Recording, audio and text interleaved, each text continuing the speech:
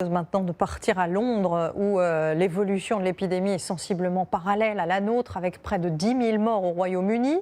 Mais là-bas, vous allez voir que les règles de confinement ne sont pas aussi strictes que chez nous et ça fait toute la différence.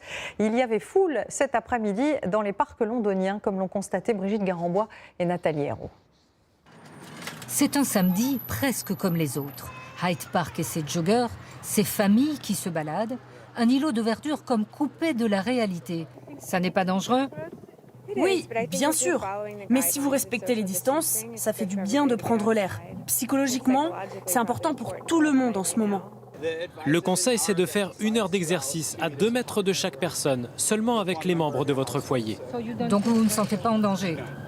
Cette Britannique que nous croisons est l'une des rares à porter un masque et des gants. Ils ne prennent pas l'épidémie au sérieux.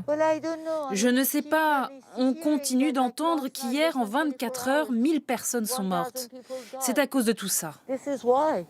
Quelques panneaux sont là pour rappeler les gestes barrières. 2 mètres de distance, c'est inscrit au sol. Mais personne pour les faire respecter.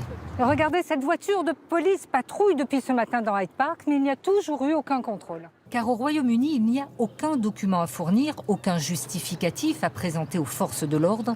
Impossible du coup de vérifier le but et la durée des sorties.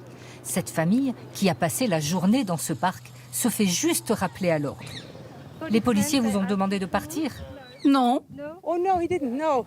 Qu'est-ce qu'ils vous ont dit ? Juste qu'on était trop proches pour faire de l'exercice. Sur les bords de la Tamise ou dans cette rue commerçante, partout, les scènes étaient aujourd'hui à peu près les mêmes. De quoi pousser le gouvernement à annoncer peut-être dans une semaine des mesures de confinement plus strictes, la fermeture de certains parcs.